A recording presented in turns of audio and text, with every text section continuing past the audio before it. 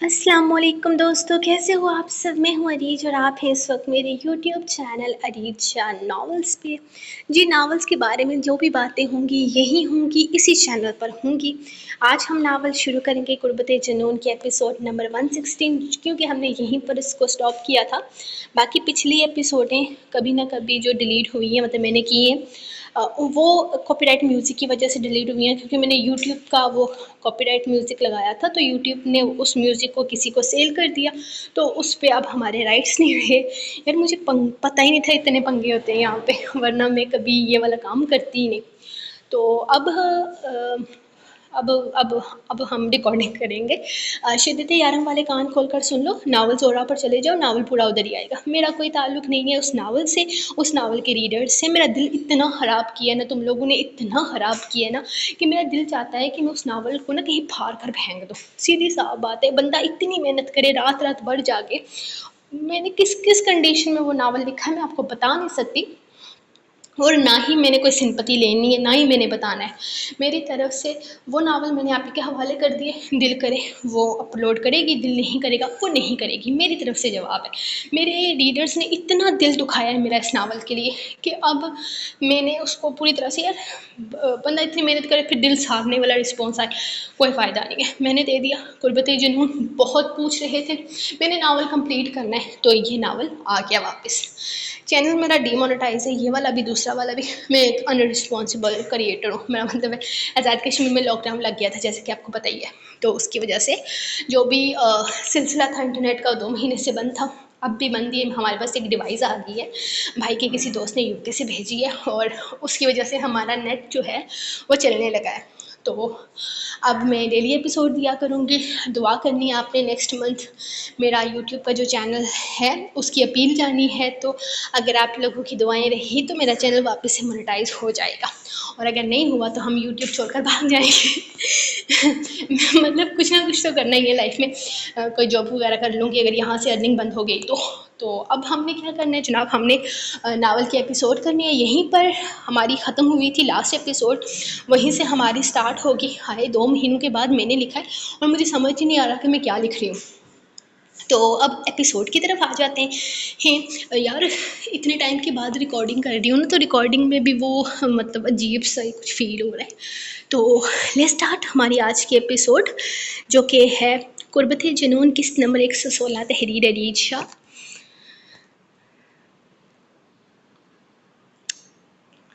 वो दोनों शहर के सफ़र पर निकल चुके थे। दादू की हार्ट और शुगर की ज़रूरी दवाइयाँ लाना बेहद ज़रूरी था, जिनके बगैर गुजारा मुमकिन नहीं था, और इसी वजह से रानेन को दिलरेज के साथ गाड़ी में बैठना पड़ रहा था। सफ़र शुरू हो चुका था और इस वक्त कार के अंदर मुकम्मल खामोशी छाई हुई थी। रानीन बिल्कुल खामोश बैठी थी, इसका चेहरा खिड़की की तरफ था। खामोश तो दिलरेज भी था, लेकिन इसकी आंखें बहुत कुछ बोल रही थी, जिनमें शरारत भी थी और बेबाकी भी। दिलरेज की नज़रें रास्ते से ज़्यादा बार बार साइड सीट पर बैठी रानीन के चेहरे के तासरात पर टिक रही थी। वो कभी ड्राइविंग सीट का मिरर सेट करने के बहाने इसे देखता, तो कभी हल्का सा गला खड़कार कर अपने होने का एहसास दिलाता।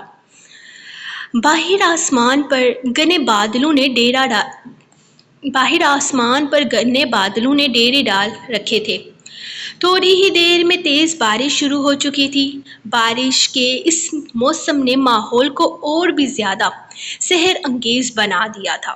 खामोशी को तोड़ने और माहौल को हल्का फुल्का करने के लिए दिलरेज ने गाड़ी का म्यूजिक ऑन कर दिया, जिसके साथ ही गाड़ी के अंदर मध्यम सी धुन गूंज उठी और गाने के बोल फिजा में तैरने लगे। आंखों से तूने ये क्या कह दिया, दिल ये दीवाना धड़कने लगा। तन्हाई में हम मिले इस तरह, बारिश में शोला भड़कने लगा। तू तड़पने लगा, मैं मचलने लगी। आग दिल में लगी, प्यास जलने लगी। छा रहा है अजब सा नशा। गाने के अल्फाज थे या दिलरेज के भड़कते हुए जज्बात, जो अंगड़ाई लेकर इस गाने के अल्फाज के साथ बाहर निकले थे। रानेन ने हैरत से दिलरेज को देखा, जो अपना साइड लब दांतों में दबाए जैसे खुद भी गाने को एंजॉय कर रहा था। یہ گانا بند کریں، مجھے بالکل پسند نہیں ہے گاڑی میں میوزک سننا، رانین نے جھنجھلا کر فوراً کہا۔ اس کے لہجے کی بے چینی صاف بتا رہی تھی کہ اس گانے کے بول اس کے اپنے دل کی بے ترتیب ہوتی دھڑکنوں کو اور بڑھا رہے ہیں۔ ایک تو اس بے باک شخص کے ساتھ رات کی تنہائی کا یہ سفر، اور اوپر سے ایسے گانے، مگر مجھے تو پسند ہیں۔ اور ویسے بھی اس موسم میں اس گانے کا اپنا ہی مزہ ہے، دلریز نے ذرا بے باکی سے کہا، جس پر رانین نے مزید چڑھ کر اپنا چہرہ مزید کھڑکی کی طرف پھیر لیا۔ اس کا یہ شرمایا اور الجھا ہوا انداز دلریز کے دل کو اور بھی زیادہ مچلنے پر مجبور کر رہا تھا۔ وہ بری طرح سے کنفیوز ہو رہی تھی، جبکہ دلریز اس کی ہر ایک ادا کو محسوس کر رہا تھا۔ تھوڑی سردی بھی ہے، تھوڑی گرمی بھی ہے، تھوڑی ہے بے بسی، تھوڑی مرضی بھی ہے۔ ایسے میں ہم بھلا کیا کریں تو بتا، جو بھی ہوتا ہے وہ ہو جانے دے دلبر۔ دلریز بڑے ہی دل فریب انداز میں سنگر کے ساتھ اپنی آواز ملا رہا تھا، جب اچانک ہی رانین نے ہاتھ بڑھا کر میوزک آف کر دیا۔ میرے سر میں شدید درد ہو رہا ہے، پلیز یہ ڈھول بھاجے بند کریں، ورنہ میں آئندہ آپ کے ساتھ کوئی سفر نہیں کروں گی۔ اب کی دفعہ اس نے باقاعدہ دھمکی دی تو دلریز کے مسکراتے لب لمحے میں سکڑے تھے۔ اوکے بابا، نہیں سنتا، اب خوش؟ وہ کہتے ہوئے گاڑی کی سپیڈ تیز کر گیا تھا، جبکہ اس کے تھوڑے سے سیریس ہونے پر رانین کو بھی کچھ سکون ہوا تھا۔ کچھ ہی دیر کا سفر طے کرنے کے بعد وہ شہر کے اس میڈیکل سٹور پر پہنچ چکے تھے جہاں سے وہ ضروری دوائیاں لینی تھیں۔ دوائیاں خریدنے کے بعد وہ دونوں ایک بار پھر سے خاموشی سے واپس حویلی کے راستے پر روانہ ہو گئے۔ راستے کی اس طویل خاموشی کو بالآخر رانین نے ہی توڑا۔ کچھ پتہ چلا آپ کو کہ آپ کی نیوز کس نے لیک کی تھی؟ نہیں، مجھے نہیں پتہ چلا، اور تمہارا شک عرشیا پر شاید غلط ہے۔ وہ اس کا کوئی بوائے فرینڈ تھا جو اس سے ملنے کے لیے آیا ہوا تھا اور اس کے لیے رشتہ وغیرہ بھی لانا چاہتا تھا۔ وہ کوئی مشکوک انسان نہیں تھا، اس طرح سے دلریز نے بڑے سکون سے وضاحت دی تھی۔ اچھا، تو اس کا کوئی بوائے فرینڈ بھی ہے؟ مجھے تو وہ کچھ اور ہی کہانی سنا رہی تھی، رانین نے ہلکی سی حیرانگی کے ساتھ اگنور کرنے والے انداز میں کہا۔ آپ دوسروں کی کہانیوں پر اتنی توجہ کیوں دے رہی ہیں؟ اپنی کہانیوں پر ذرا فوکس کریں تو ناچیز کا کچھ بھلا ہو جائے۔ دلریز کے لہجے میں ہلکی شرارت تھی۔ کون سی کہانیوں پر؟ رانین نے حیرانگی سے پوچھا، جیسے سچ میں اس کی بات کو نہ سمجھی ہو۔ ایک تو آپ کو سمجھانا مشکل ہے، وہ دلکشی سے مسکرایا۔ تو نہ سمجھائیں، رانین چڑ کر بولی، سمجھانا تو پڑے گا نا، دل کا معاملہ ہے۔ دلریز نے ذرا ٹھڑکی انداز میں اس کے قریب ہوتے ہوئے کہا تو وہ ذرا پیچھے ہٹی۔ ایک تو آپ ہر بات میں دل کو بیچ میں گھسیٹ لاتے ہیں، اب دل تو بیچ میں ہی ہے نا، کچھ نہ کچھ تو کرنا پڑے گا اس معصوم کا۔ دلریز نے گہری نگاہوں سے اسے دیکھتے ہوئے کہا تو وہ بات کو کس طرف لے کر جا رہا تھا رانین بہت اچھے طریقے سے سمجھ گئی تھی۔ کریں، ضرور کریں، عرشیا برا آپشن نہیں ہے۔ رانین نے ایک دم سے طنز کا تیر چلایا۔ عرشیا؟ یہ عرشیا بیچ میں کہاں سے آ گئی؟ اس نے حیرانگی سے پوچھا تھا، جبکہ رانین خاموش رہی۔ رانین، میں نوٹ کر رہا ہوں۔ تم آج کل عرشیا کا ذکر بہت چھیڑ رہی ہو۔ جب بھی میں تم سے بات کرتا ہوں کہیں نہ کہیں سے عرشیا کو نکال کر لے آتی ہو۔ چل کیا رہا ہے تمہارے دماغ میں؟ دلریز کا لہجہ اچانک سنجیدہ ہو گیا تھا۔ میرے دماغ میں کچھ نہیں چل رہا، آپ گاڑی چلائیں، بہت دیر ہو چکی ہے، دادو کو یہ میڈیسن دے کر سلانا ہے۔ رانین نے بات ہی ختم کر دینا چاہی تھی، جبکہ اپنی اور اس کی گفتگو میں عرشیا کا ذکر دلریز کو برا لگا تھا۔ پچھلی 2-3 دفعہ جب بھی وہ اس سے بات کر رہا تھا اسے ایسا محسوس ہوا تھا جیسے وہ عرشیا کا ذکر جان بوجھ کر کر رہی ہے۔ ایسا کیوں تھا وہ نہیں جانتا تھا، لیکن کچھ تو تھا جو اس کے دل کو بے چین کر رہا تھا۔ دلم ہسپتال کے ڈیسک پر بیٹھی مسلسل کبیر کے بارے میں سوچ رہی تھی۔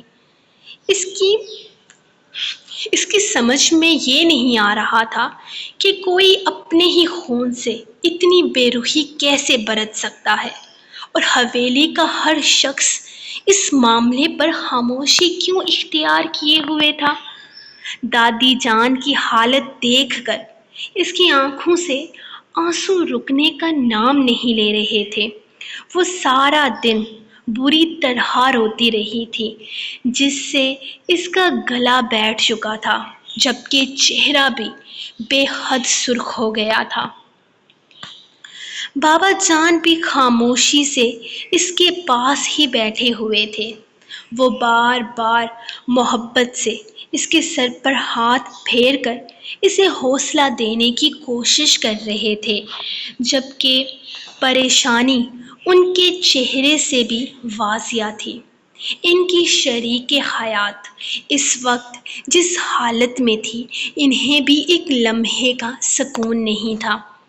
ابرک وارڈ سے باہر آیا تو اس کے چہرے پر بھی پریشانی کے گہرے آثار تھے۔ دادی کی پریشانی تو تھی ہی، لیکن دلم بھی اس کی پریشانی کی وجہ بن رہی تھی۔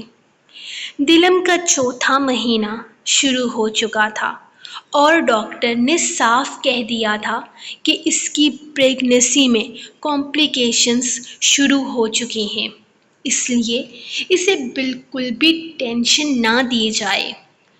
وہ اپنی بیوی کو اس حالت میں دیکھ کر پرسکون تو ہرگز نہیں ہو سکتا تھا، اور دلم کو تکلیف میں دیکھنا اس کے بس سے باہر تھا۔ وہ دلم سے جنون کی حد تک محبت کرتا تھا اور اس کے لیے کسی بھی حد تک جانے کو تیار تھا۔ وہ جانتا تھا دلم دادی کی وجہ سے بہت پریشان ہے، لیکن اس کے پریشان ہونے سے دادی ٹھیک تھوڑی نہ ہو جائیں گی، الٹا اس طرح تو اس کی اپنی طبیعت اور زیادہ خراب ہو جائے گی۔ دلم، تم کب سے اس طرح بیٹھی رو رہی ہو؟ چلو میرے ساتھ، میں تمہیں گھر چھوڑ کر آتا ہوں۔ ابرک اس کے پاس آتے ہوئے بولا۔ نہیں ابرک، میں کہیں نہیں جا رہی۔ دادی کو اس حالت میں چھوڑ کر میرا گھر جانے کو دل نہیں مان رہا۔ سرخ ہوتی آنکھوں کے ساتھ اس نے نفی میں سر ہلایا تھا۔ دلم پلیز سمجھنے کی کوشش کرو، تم جانتی ہو نا کہ ڈاکٹر نے کیا کہا ہے۔ اس طرح خود کو تکلیف دو گی تو ہمارا بچہ اور تم دونوں خطرے میں پڑ جاؤ گے۔ چلو اب میرے ساتھ ضد مت کرو۔ ابرک نے اس کی ضد پر اور زیادہ پریشان ہوتے ہوئے سمجھایا، لیکن دلم نے روتے ہوئے پھر سے نفی میں سر ہلا دیا۔ نہیں ابرک، پلیز مجھے جانے کے لیے مت کہیں، میں یہاں دادی کے پاس رہوں گی جب تک وہ پوری طرح ٹھیک نہیں ہو جاتی۔ وہ ایک دفعہ پھر سے رونے لگی تھی، جس پر ابرک سر پکڑ کر رہ گیا۔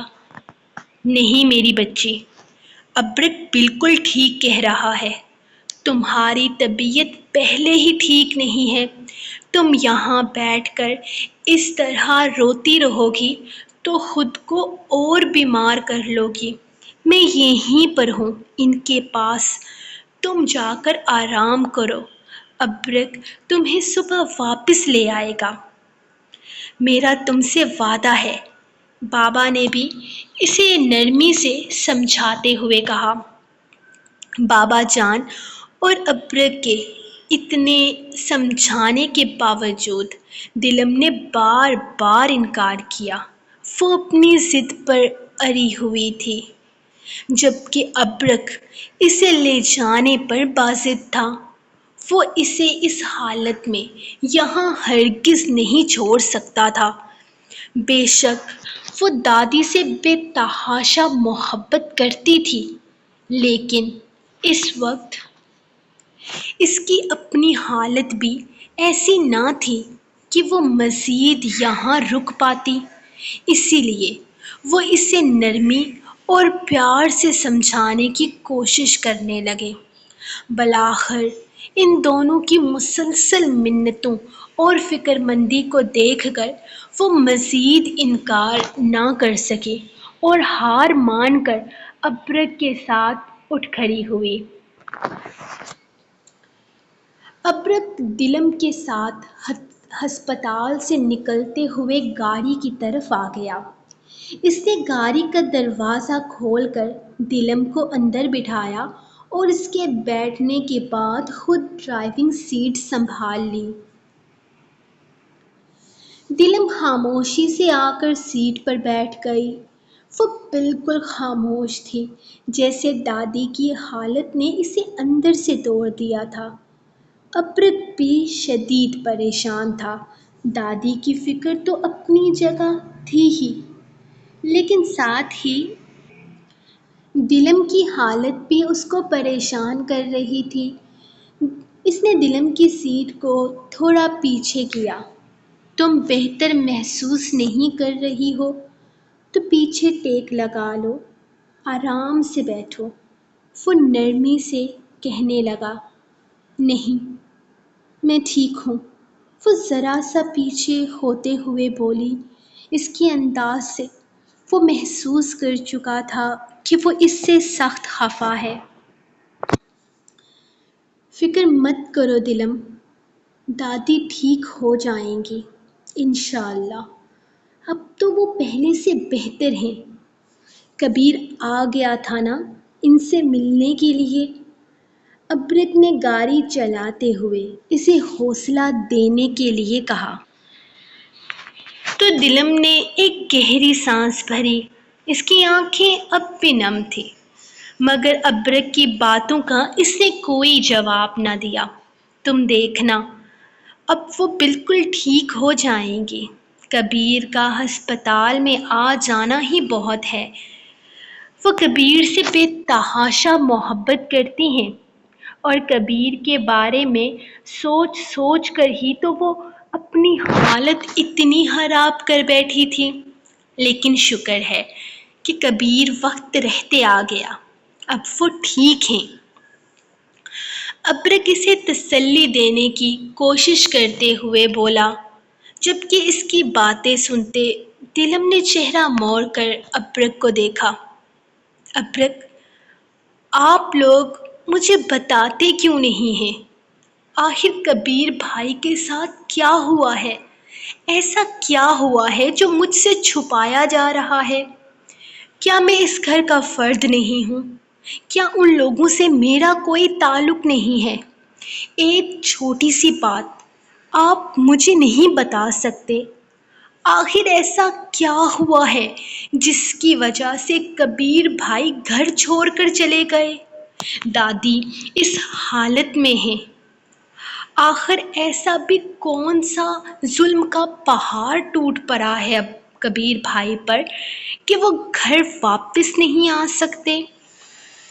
ایک مرتے ہوئے انسان کی انہیں فکر نہیں ہے، بس احسان کر کے ہسپتال میں آئے تو 3 منٹ رکے اور پھر چلے گئے۔ ان کا لہجہ ان کا انداز، ان کی آنکھوں کی نفرت، آخر کیوں ہے یہ سب کچھ؟ آپ مجھے سب بتائیں ورنہ مجھ سے بات نہ کریں، وہ انتہائی غصے سے بولی۔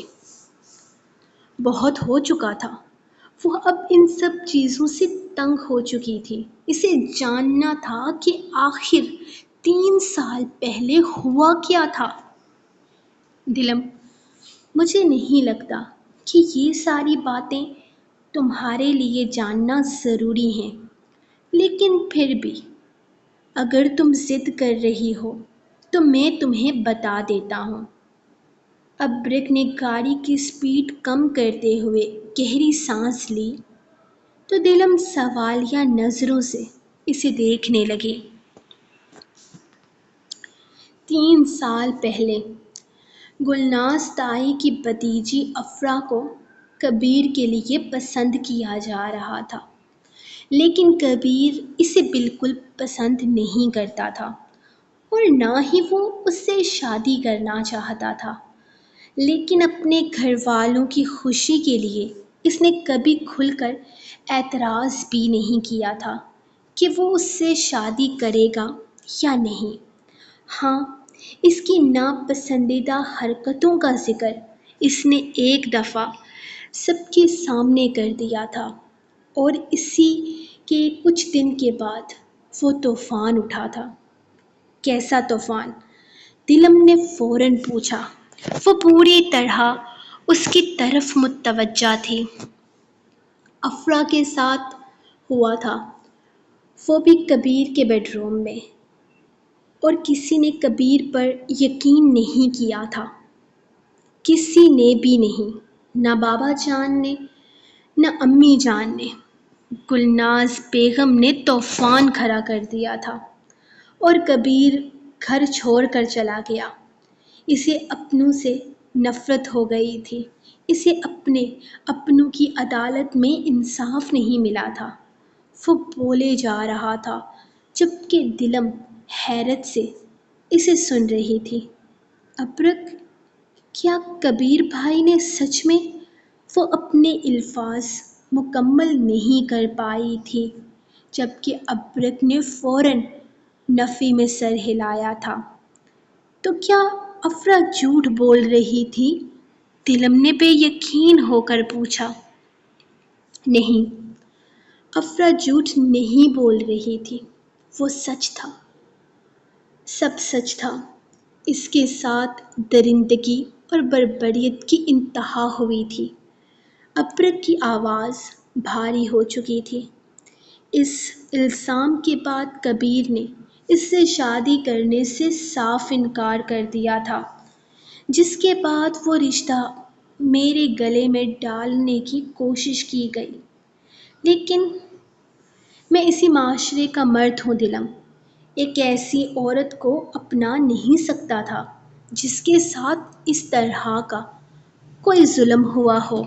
بے شک وہ ظلم ہی تھا، بے شک اس کے ساتھ جو بھی ہوا وہ غلط ہی تھا، لیکن کسی دوسرے کے کیے گئے گناہ کی سزا میں کیوں بھگتتا؟ ہاں، شاید میں تمہیں یہاں ایک بہت ہی مطلب پرست انسان لگ رہا ہوں گا، لیکن فرشتہ کوئی بھی نہیں ہوتا۔ افرا کیسی بھی ہو لیکن میرے قابل نہیں تھی، اسی لیے میں نے صاف انکار کر دیا۔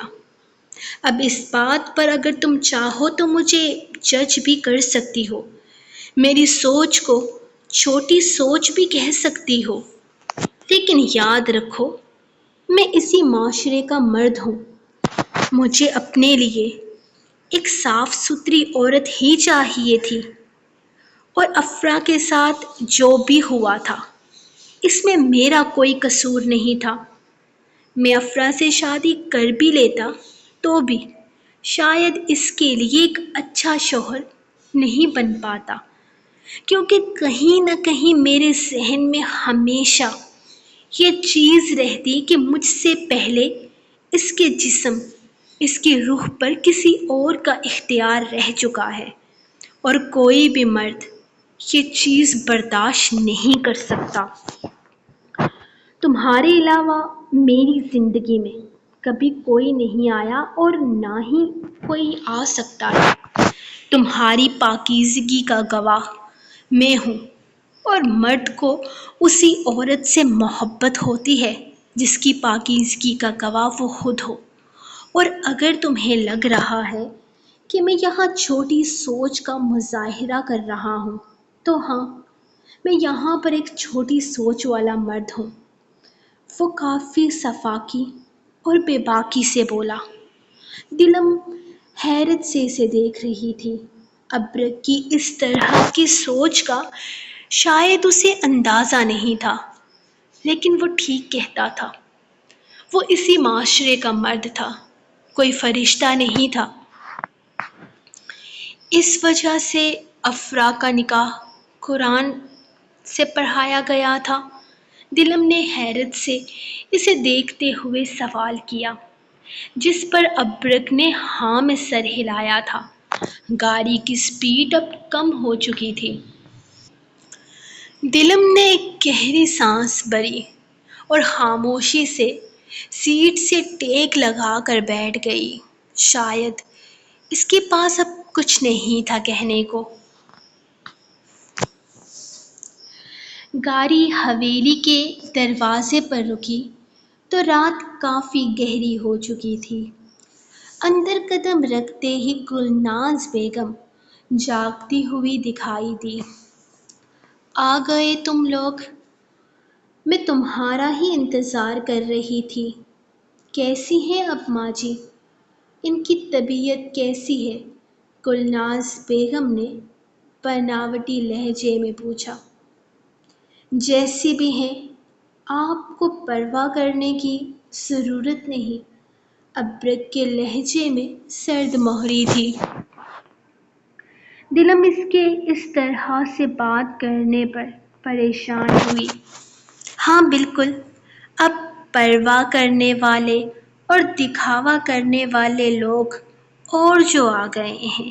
وہ طنزیہ نگاہوں سے دلم کو دیکھتی ہوئی کہنے لگی، جبکہ ان کی فضول اور بے تکی بات پر ابرک کے دماغ کی نسیں ابھرنے لگی تھی۔ وہ عجیب سے انداز میں انہیں گھورنے لگا۔ جی ہاں، ان کی پرواہ کرنے والے اور لوگ آ گئے ہیں۔ یہاں اب آپ کے جھوٹے ڈرامے دیکھنے والے لوگ نہیں رہے، اسی لیے آپ کو مزید ڈرامے کرنے کی ضرورت نہیں ہے۔ دلم کی طرف ان کی نگاہیں غلط دیکھ کر ابرک بپھر گیا تھا۔ اس کی بیوی کسی کو کوئی تکلیف نہیں دیتی تھی تو وہ اپنی بیوی پر کوئی بات برداشت کیوں کرتا؟ مگر اس کے بپھرنے پر گلناز بیگم نے فوراً اپنی نگاہیں پھیر لی۔ تم ایسا کیوں کہہ رہے ہو ابرک؟ وہ میری ساس ہیں، مجھے ان کی پرواہ ہے۔ وہ فوراً آنکھوں میں آنسو لے آئی تھی، لیکن ان کی بات ابھی ختم بھی نہیں ہوئی تھی کہ ابرک نے ہاتھ اٹھا کر انہیں روکا۔ خدا کے لیے بس کریں گلناز بیگم، میں آپ کی نس نس سے واقف ہو چکا ہوں۔ یہ ڈرامے میرے سامنے نہیں چلیں گے آپ کے۔ اور دادی ٹھیک ہیں؟ وہ کیا ہے نا کہ کبیر آیا تھا نا ہسپتال میں دادی سے ملنے کے لیے۔ کبیر کو دیکھتے ہی ان کی حالت بہت بہت بہتر ہو گئی۔ ظاہری سی بات ہے، پوتا 3 سال کے بعد سامنے آئے تو دادی کی صحت پر اثر تو ہونا ہی تھا۔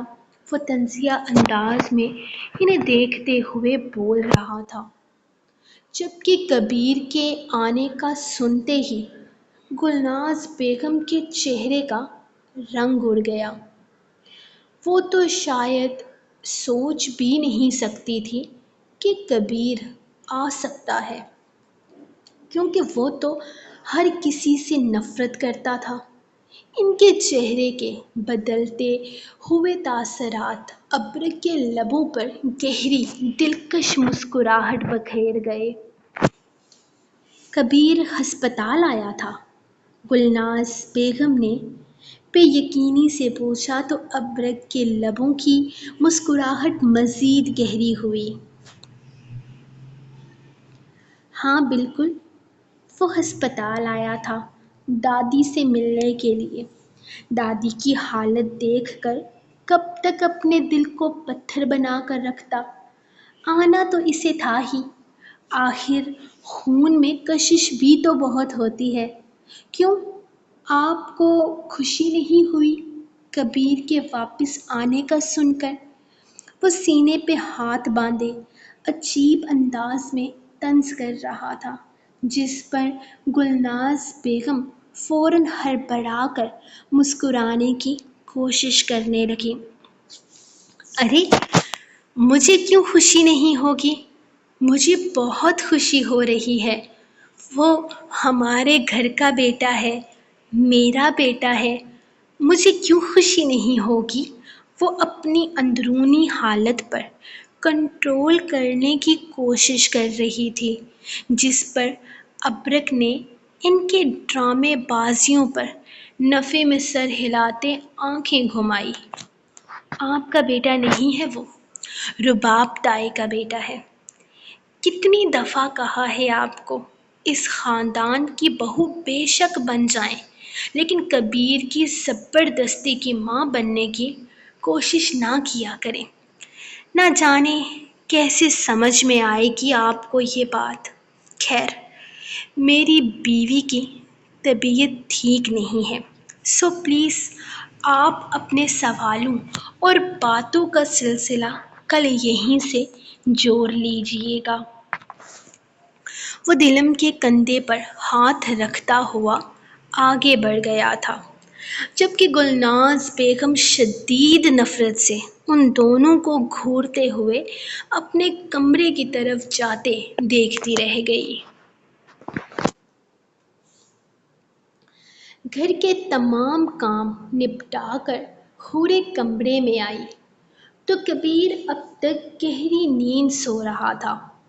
ناشتہ وہ تیار کر چکی تھی۔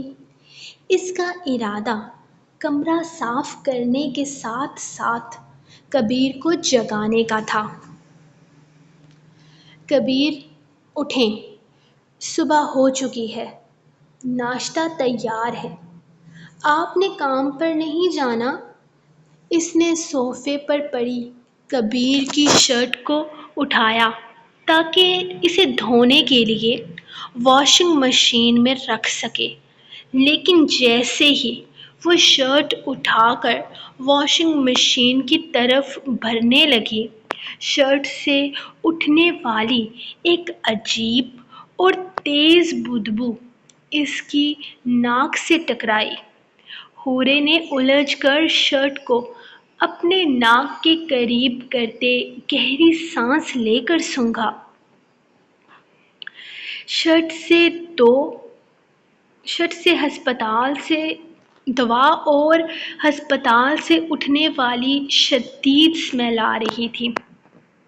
کبیر کی شرٹ سے دوائیوں کی اسمیل کیوں آ رہی ہے؟